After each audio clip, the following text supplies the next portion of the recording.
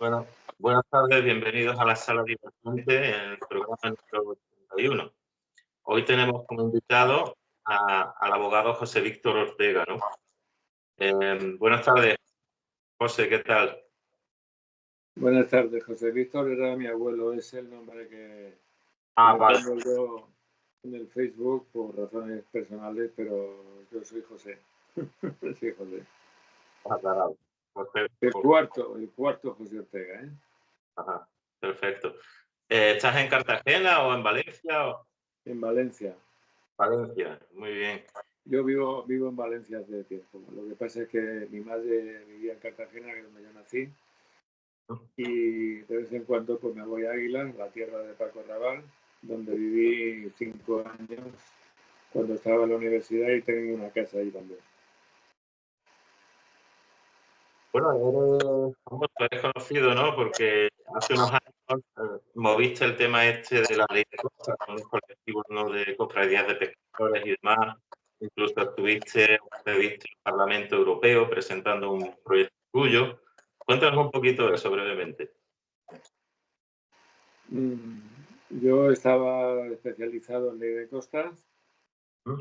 empecé a trabajar desde mi despacho en la defensa de los colectivos que estaban con problemas de mucha injusticia, mucha, pero mucha, ¿eh? Y tenía 12 colectivos en toda España,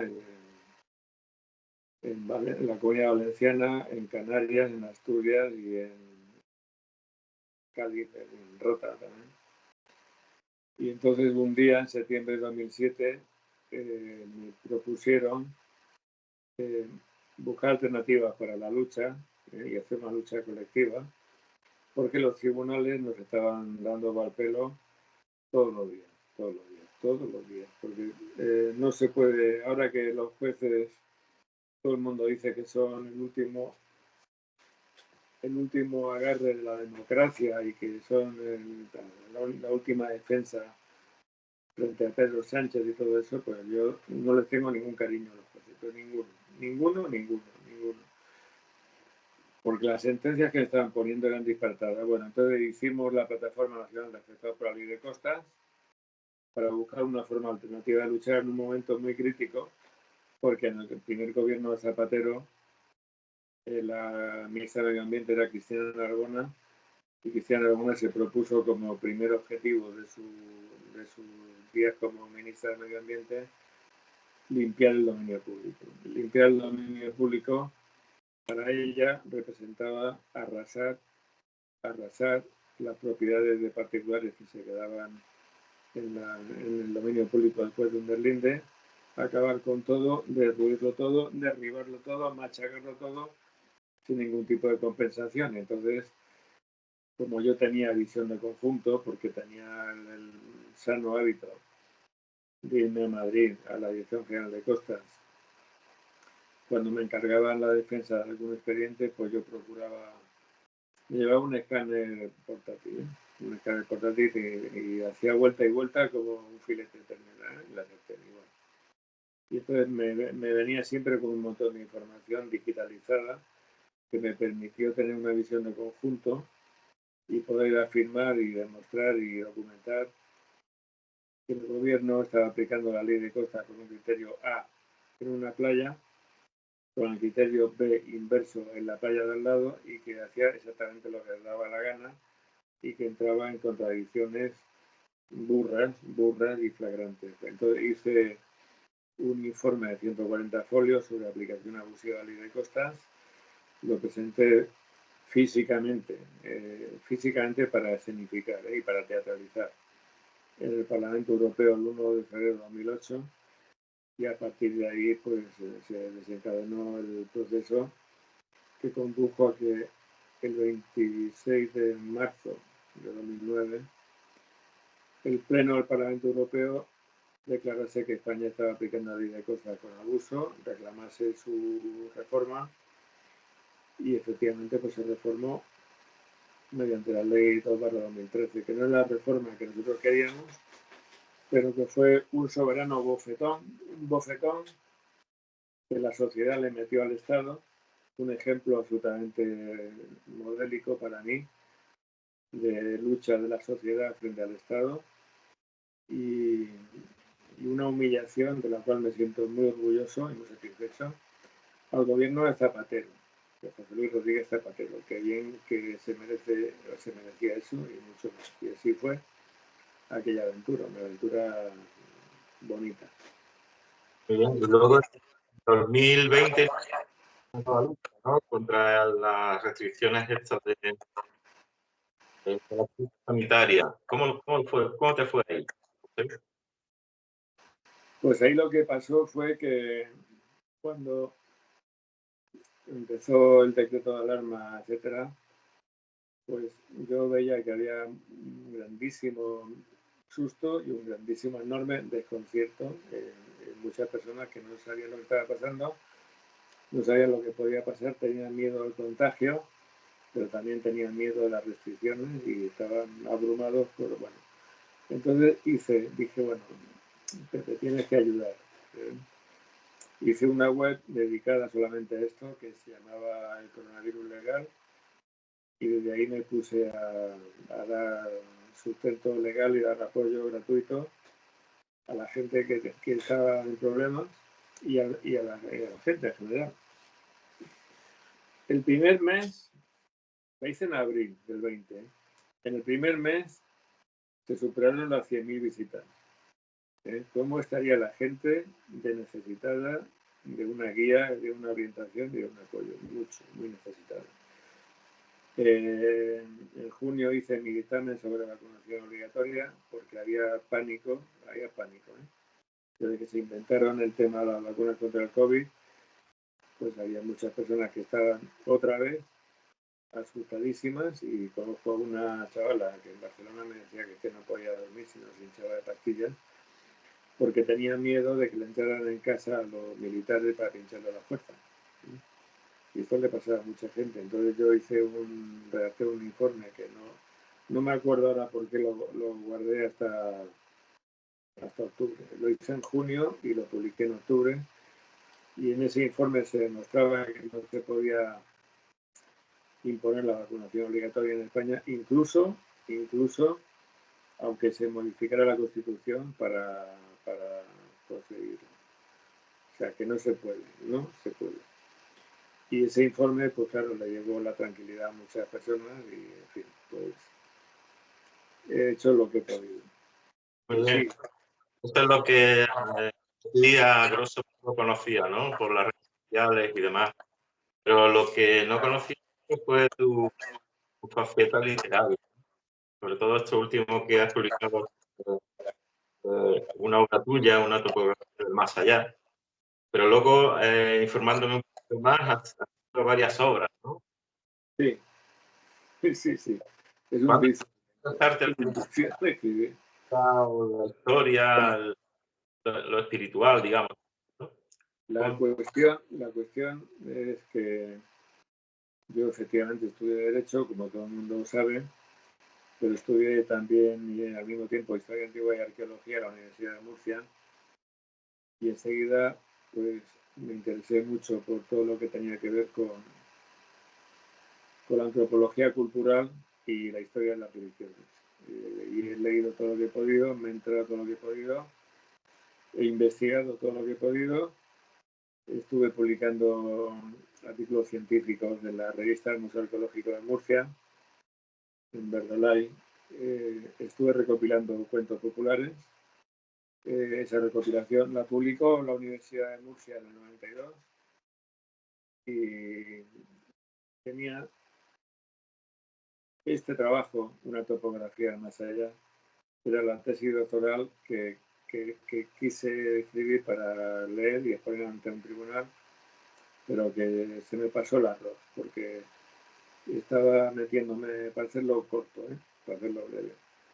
En esa época, cuando yo le mandé al catedrático un borrador de 500 folios, al director de la tesis doctoral, un borrador de 500 folios, le mandé, y me lo devolvió con una serie de tachones y de subrayados en rotulador rojo.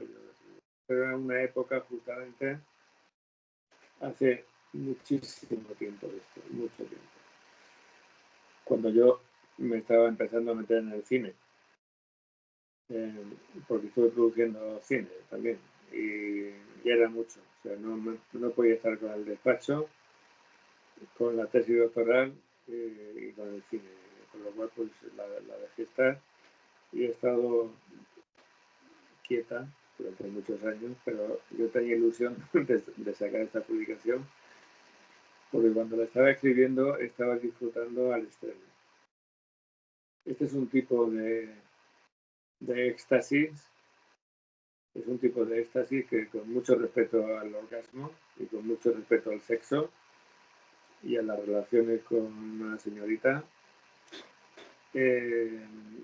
no tiene comparación, el sentimiento de plenitud que se puede alcanzar cuando por fin consigues comprender algo que, perdón por decirlo así, pero que no lo ha comprendido nadie, de los misterios de la historia de las religiones, y entonces llegas tú y lo comprendes, y al mismo tiempo que vas escribiendo vas aprendiendo, te vas enterando de más cosas, y fue la temporada en la que estaba escribiendo este texto fue divina para mí, fue divina, fue extraordinaria. Bueno, antes de este texto, bueno, has comentado antropología de cuentos populares. También tienes Diario de la Resistencia, ¿no? Supongo que son libros que le has a publicar. Diario de un caminero social. Sí. El diario de un caminero espacial es una serie de cuentos cortos que escribí cuando estaba estudiando Derecho, estaba acabando la carrera, y estaba muy influenciado por Stanislaw Lem. Stanislaw Lem es un autor polaco nacionalizado, creo que americano, absolutamente extraordinario y muy recomendable su lectura, que hace algo como Jonathan Swift, que es escribir sobre ciencia ficción como crítica social. Como crítica social. Y recuerdo que tiene un cuento muy fantástico y muy acorde con los tiempos que corren, en el cual más o menos, no lo voy a contar entero porque se hace largo esto, pero más o menos lo que da a entender es que la civilización humana se ha desarrollado a tal extremo que los independizado, y como ya la Tierra estaba colonizando el espacio, pues hay una colonia en un planeta lejano en donde ha habido una rebelión sindical de robots y se han apropiado del poder, y era un visionario. Era un visionario y lo cuento esto porque yo escribí este libro de cuentos en un momento en el cual estaba muy influenciado por él. ¿Hasta qué punto sería visionario? Y me quiero referir al rollazo del transhumanismo que se nos viene encima, ahora hay que estar de moda, que él ponía en boca de los robots expresiones despreciativas que se dirigían los robots, que comentaban los robots hacia los humanos, llamándolos viscosos. Viscosos. Los robots no son viscosos, pues son de acero y de PVC. Los humanos sí, porque tenemos vísceras y en fin, pero eso es un pecado de juventud, ni siquiera está publicado, no lo llega a publicar, lo escribió aquí. Luego, El árbol de la vida, La Furia, El origen de Dios. También, ¿no? El árbol de la vida es una novela que publiqué porque después de haber hecho una trilogía sobre Gilgamesh, sobre la inmortalidad, la búsqueda de inmortalidad en Mesopotamia,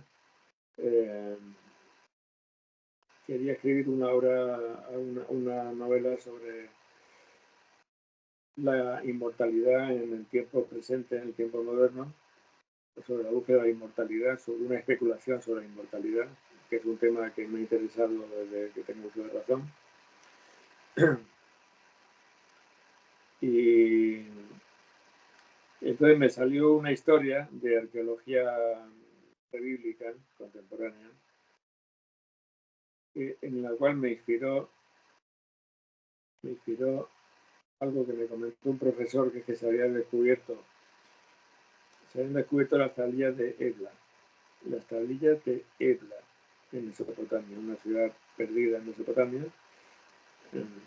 Y que me decía este hombre que la jerarquía católica estaba asustada porque estaban apareciendo nombres teóforos y nombres compuestos de Dios, o nombres de dioses, que tenían concomitancias con algunos nombres del Antiguo Testamento, y decía que la jerarquía católica estaba asustada porque no sabía qué iba a pasar y no sabía si a lo mejor en las tablillas de Ebla iba a aparecer alguna historia divergente con el Antiguo Testamento, pero a la que hubiera que dar fuerza documental y fuerza histórica. Y entonces yo hice esa novela aludiendo a una tablilla uniforme perdida en la casa del escriba, que es una excavación en Uruk, en la ciudad de Gilgamesh. Uruk. Una tablilla perdida que es la tablilla X, y cuando aparece la tablilla X, pues más o menos se demuestra que efectivamente contenía una versión del Génesis que hace dudar del Génesis, y todo esto lo estoy estripando, ¿eh? Todo esto es aprovechado, por eso la novela es tan sumamente actual. La publiqué en el 12, pero la novela es muy actual. Todo esto es aprovechado por un magnate de la comunicación. A mí me sirvió de inspiración Rupert Murdoch, que igual lo conoces, el australiano, es un super magnate de la comunicación, para poner en marcha la implantación del nuevo orden mundial, empezando por una nueva religión. Una religión que se instituyera la religión católica, que es lo que estamos viendo también con la New Age. Y esta novela, pues es una de mis novelas más pirateadas. Me han pirateado todo lo que han querido, estas historias. Y es una de las que más gustan. Tiene una secuencia final que me gusta hasta el extremo, que cuando estaba escribiendo se me saltaban las lágrimas de emoción. Cuando le di el primer repaso y llegaba a esa secuencia final, se me saltaban las lágrimas de emoción, y cuando hice el segundo repaso y llegaba ahí, se me saltaban las lágrimas de emoción, y así sucesivamente. Una historia también muy sentimental. Es una historia para la cual me tuve que bajar de internet un curso de lengua acadia, en escritura cuneiforme, y que tiene la lengua acadia, o sea, tiene que ver con el desciframiento de la tablilla X, tiene mucho protagonismo dentro de la historia esta, ¿eh? Puedo recordar, o incluso intentaste contactar con un profesor que enseñaba este audio. Sí, eso es que tiene mucho de autobiografía. A mí me pasó que un día aquí en Valencia había en prensa un anuncio de clases de acadio y ugarítico. Y como yo estaba siempre detrás del rastro de todas esas cosas, pues cogí y fui al sitio. Y el sitio era una casa que hay cerca de la catedral en Valencia, enfrente de las Cortes, que era una casa donde vivían monjes franciscanos, porque era un monje franciscano el que daba las clases. Y fue muy anecdótico, pero yo cuando llegué allí me imaginaba que era un hombre mayor, un hombre con un hábito franciscano, con unas sandalias franciscanas, un hombre con el pelo blanco, un hombre pálido, un hombre cuálido, un hombre místico. Y no, bueno, llego allí titubeando, era una casa de vecinos con una escalera. Y veo que baja un tipo, ahí recio, una morcilla, recio, con barba de unos 30 años, baja y sale a la calle. Y yo no estaba seguro de que fuera la casa esa, ¿no? Estaba titubeando, estaba dudando. Al cabo de un rato veo que este hombre, al que iba en chanda, aparece otra vez llevando una bombona de butano al hombro. Y me pregunta, y me pregunta, y me dice, oiga, ¿usted busca algo? Digo, sí, yo estoy buscando al padre Ferrando. El fraile franciscano era el padre Ferrando. Y dice, soy yo. Y entonces nada, muy bien. Me subió a la casa, estuvimos hablando un poco. Me preguntó si yo sabía alemán, porque dice que el acadio va con declinaciones también, como el alemán. Y más o menos yo tenía nociones, sí, de alemán, y entonces pues ya está. No se hizo el curso porque fui el único candidato. No se hizo el curso. Pero me sirvió para eso. Y al padre Ferrando, pues la verdad que tuve la santa vergüenza de ponerlo con su nombre en la novela. Padre Ferrando. El hermano Ferrando, vaya.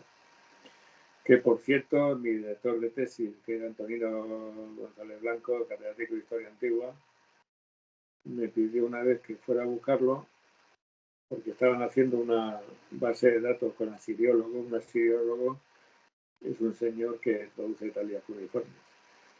Se había salido de la orden de los franciscanos, estaba trabajando en la Diputación de Valencia, fui, lo localicé, hablé con él y estuvimos ahí comentando y no he vuelto a saber nada del hermano Ferrando. Una anécdota divertida. Claro. Y bueno, el último, la mariposa, de que va y allá, he dicho el último sueño de la mariposa. El último sueño de la mariposa es una novela psicológica que fue el último guión de cine que escribí. Como guión de cine escribí para que fuera un trabajo muy barato. Yo, como he trabajado en producción y sé lo que cuesta en dinero hacer una película, pues hice un guión con casi una única localización y con poco más de 3 personajes, 4 personajes, 4. Y fue mi último intento de dirigir cine, porque lo que quería, después de haber producido unas cuantas películas de aventuras, pues lo que quería era dirigir cine y como no salió ya me harté, me aburrí y lo convertí en novela. Y esa novela está escrita sobre las cenizas, no es una autobiografía, sobre las cenizas de un amor de juventud que yo tuve precisamente en Águila cuando tenía 20 años y ella tenía 19. Un amor muy idealizado por mí, muy idealizado. Y ahí también ella aparece con su nombre. Y es una historia que plantea la tensión que podría existir entre la realidad que yo me creo, la realidad que yo elijo creerme y la realidad objetivamente existente allá afuera, si es que hay algo que se pueda llamar objetivamente existente. Y se basa en ese planteamiento que me parece que es signo taoísta, no estoy seguro, que dice: un hombre despierta y recuerda haber soñado que era una mariposa. Pero ¿es el hombre que soñó que era una mariposa o es la mariposa la que en este momento está soñando que es un hombre? Y esto es un desafío para el razonamiento y para pensar y para estar atento a la realidad. Y más o menos la historia se basa en eso. Él era un escritor muy introvertido que prefería la belleza de su realidad interior a la aspereza de la vida en la calle, la vida real. Más o menos Una topografía de más allá, de qué va exactamente. eso es una explicación del camino que tiene que recorrer el alma del difunto una vez que muere para encontrar el mundo de los muertos, que es el mundo de los vivos. aunque pueda parecer paradójico, pero no lo es, porque está construido así en la mente prehistórica. Esto no se refiere a Egipto, esto no se refiere a Grecia, esto no se refiere a Mesopotamia, esto no se refiere a Roma, esto se refiere a un sustrato cultural común que yo creo que existe y que yo he rastreado y he comprobado que existe, este estudio lo demuestra que es así, porque hay resortes mentales y si se quiere sentimentales que se repiten constantemente y que están clonados los unos de los otros y que coinciden en todas las partes del mundo, ¿eh? Si hay, por ejemplo, un mito japonés que es el mito de Izanagi, que va a buscar al mundo de los muertos a su mujer, Inazagi. Izanagi busca a Inazagi. Eso es en Japón, el país del sol naciente. Y guarda un parecido innegable con la búsqueda de Orfeo, cuando tuvo que entrar más allá en búsqueda de su pareja también, y con la búsqueda de Inanna, la diosa sumeria, y Istar, la diosa acadia. Inanna va al infierno a buscar a Dumuzi, que es su marido, el dios pastor Dumuzi, y Istar va al infierno, al Kur, en búsqueda de su cónyuge legal. Y esto es un ejemplo de cómo esto se llama un mitologema. Cuando se estudia mitología se llama un mitologema. Bueno, pues es un ejemplo de un patrón que se repite en todas partes. Y bajo mi punto de vista hay una razón para que ese patrón se repita constantemente y es un hecho, el hecho más obvio que existe en la naturaleza y por lo tanto el hecho más universal al que asistimos, al que ha asistido el hombre desde la prehistoria, que es el movimiento aparente del Sol, la cúpula celeste, que ha dado lugar a todas las creencias del viaje del Sol y de la supervivencia del Sol una vez que entra en un agujero que hay en el extremo occidental del mundo y vuelve a salir victorioso por otro agujero que hay en el extremo oriental del mundo cuando vuelve a nacer el Sol por oriente.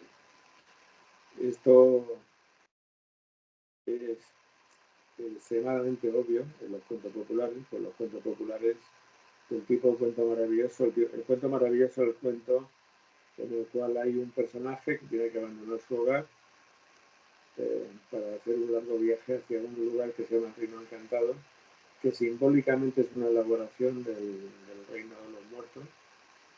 Y he utilizado el cuento popular con el mismo nivel de jerarquía en cuanto a su fuente de información que los mitos de Mesopotamia, que los informes de los primitivos actuales, ya no tan actuales, que fueron recogidos en el siglo XIX, que están recogidos de la Enciclopedia Religión y Ética, es una obra absolutamente monumental en inglés, y en La Rama Dorada, que también es otra obra monumental, pero sintetizada en un volumen gordo de Fraser, y la información que viene recogida también en el libro de los muertos, que es abundantísima sobre el viaje al más allá. Y con todo esto me he hecho un mapa. Y Claro, se puede explicar. está la cultura egipcia, ¿no? Del todos los muertos. Luego está también la tibetana. Sí. No sé si... No estoy tan informado de esa cultura. Conozco el equivalente del libro de los muertos, que es Eduardo Tobo, de Tíbet, pero no estoy tan informado de esa cultura. Si me pongo a hablar, me puedo equivocar. Bueno, son unos pasos que se concretan, parecido un poco al egipcio, ¿no? A la versión egipcia. Bueno, aparte de esto, por ejemplo, al tema este del acadio, las civilizaciones antiguas en Irak, Gilgamesh, ¿Qué piensas de la historia esta de los Anunnaki, de toda esa época, toda esta época mítica? Mira, has dicho Anunnaki, ¿verdad? Bueno, bueno, pues cuando oigo esa palabra me pongo a hervir. Cuando oigo esa palabra es que me pongo a hervir. ¿Sabes por qué me pongo a hervir? Me pongo a hervir porque yo sé muy bien qué son los Anunnaki, sé muy bien quiénes son los Anunnaki. La primera vez que cité a los Anunnaki fue con la publicación de mi novela sobre el mito de Gilgamesh, cuando yo tenía 25 años. Y ya pasó un tiempo, ¿eh? Los Anunnaki, te voy a decir lo que son y lo que no son. Los Anunnaki son un grupo indiferenciado de dioses que no tienen identidad propia conocida, no tienen nombres independientes, que viven en el Kur. El Kur es una montaña, un río, un dragón, todo eso al mismo tiempo, ¿eh? Que hay en el infierno sumerio. El Kur básicamente es el infierno sumerio. Los Anunnaki son 7 dioses que no tienen nombre diferenciado ni individualidad diferenciada, que están vinculados al infierno y que son tenidos por los propios dioses. Estos son los Anunnaki. Ahora te voy a decir lo que no son los Anunnaki. Los Anunnaki no son los dioses de Mesopotamia. Los Anunnaki no son lo que dice la gente que son. Hay un canal que es el Worldcast, que entrevistas que lo hace un tipo un chaval que me cae muy bien, que además es canario, y yo como me crié en Las Palmas, pues el chaval me cae muy bien. El otro día estaba entrevistando a dos que empiezan a hablar de los Anunnaki, diciendo que son los dioses que no sé qué, no sé cuánto, y le di al cojo, la quité, pues ¿qué me enciendo? Ante esta ignorancia. ¿De dónde viene esta ignorancia? Pues esta ignorancia viene de Zacarías Sitchin. ¿Y este quién es? ¿Quién es Zacarías Sitchin? Este es un tipo nacido en Azerbaiyán, creo, en Bakú. Bakú creo que es la capital de Azerbaiyán, y si no será Kazajstán, no será lo que sea. Que se fue a Israel y allí se dedicó a estudiar lenguas muertas por su cuenta, era un autodidacta. Y entonces publicó unas supuestas traducciones de tablillas cuneiformes que no sé si aquí me voy a parecer un poco a Oscar Puente, en su declaración el otro día sobre mi ley. No sé si esa traducción la hizo bajo la influencia del ácido lisérgico, también llamado LSD, o qué, pero quizás sí. Porque lo que hizo fue inventarse una historia absolutamente ridícula a más no poder, ¿eh? De cómic para lerdos. Es un cómic para lerdos, diciendo que había unos tipos que eran unos extraterrestres que vinieron a Sudáfrica a picar la mina de oro porque tenían que polvorear oro en la atmósfera de su país, porque tenía un problema también con los rayos ultravioleta y los neutralizaban con oro. Hubo una revuelta sindical de extraterrestres diciendo que nosotros somos pilotos estelares, no somos mineros. Y entonces fue cuando supuestamente crearon al hombre, y cuando crearon al hombre era una raza híbrida entre, no sé si un mono o qué, y un extraterrestre este. Y aparte,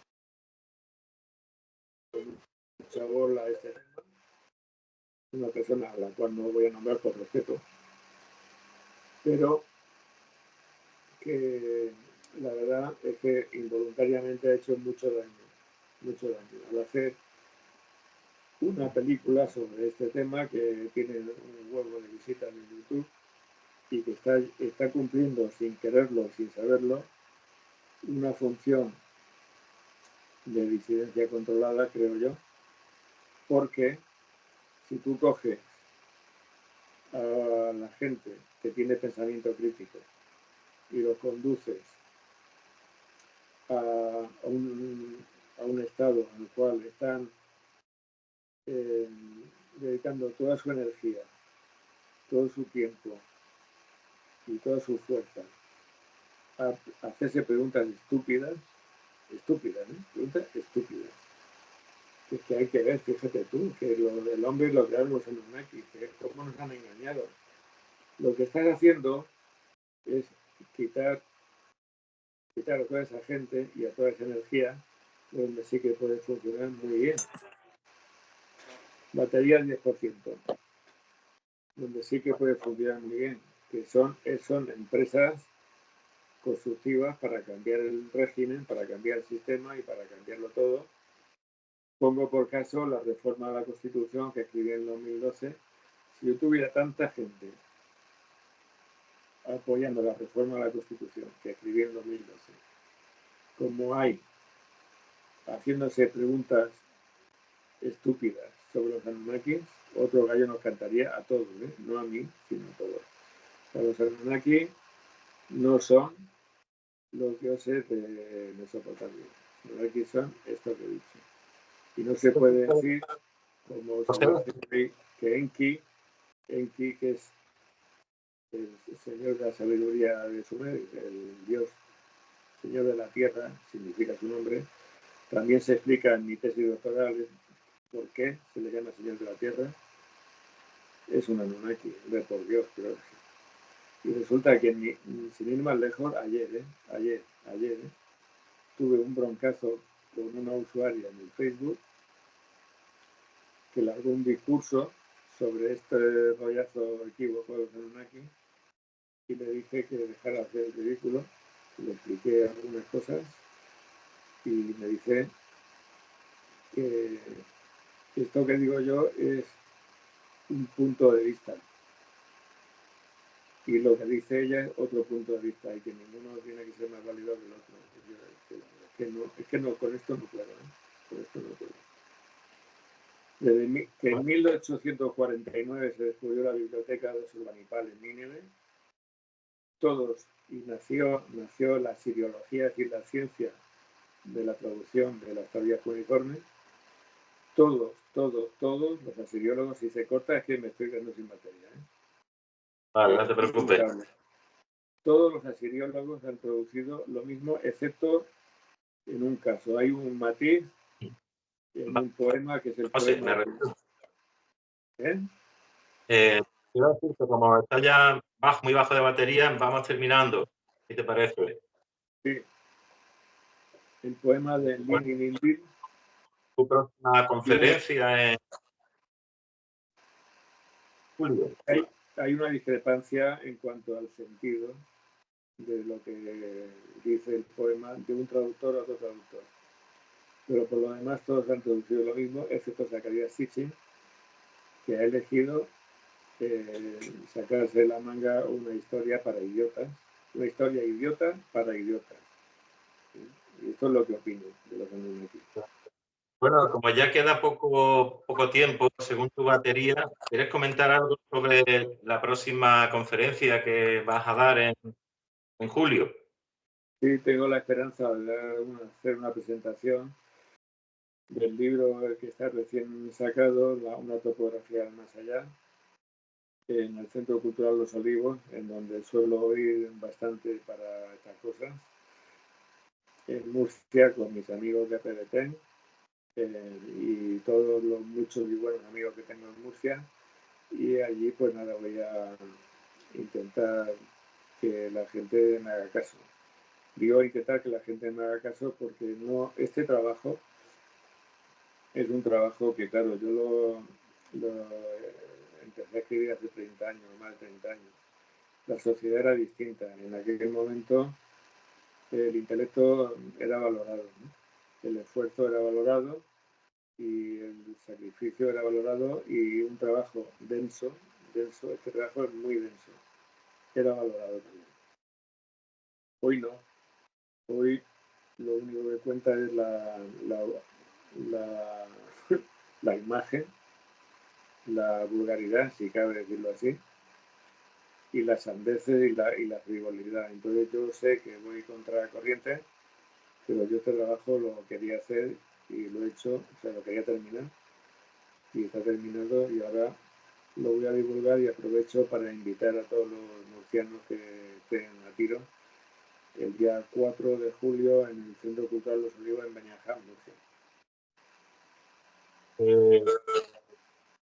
Este programa que quisiera ponerse en contacto contigo, ¿cómo puede hacerlo? ¿Tienes alguna web o por Facebook? Bueno, a través de Facebook, la cuenta de Facebook que estoy utilizando más es la de José Víctor Ortega, en la que se me puede ver una fotografía de perfil con un ventanal muy grande que es el auditorio de Águilas. Y en mi correo electrónico pues lo puedo dar también. No sé si tiene forma de escribirlo por ahí para que la gente lo vea y lo pueda escribir, que quiera. El correo electrónico mío es Ortega-bajo. Ortega-bajo. Abogados. @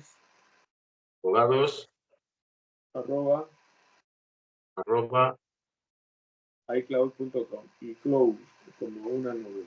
iCloud.com. Es el correo. Bueno, pues hemos llegado y nos ha salvado la batería por ahora. Así que... Al límite estoy, al límite de batería. Muchas gracias, José, por tu tiempo y por hablarnos de todos estos temas sobre tus actividades como abogado y también sobre tu faceta literaria. Pues muchas gracias a ti y saludos a todos los oyentes y televidentes. Gracias. Hasta luego. Un abrazo. Hasta luego.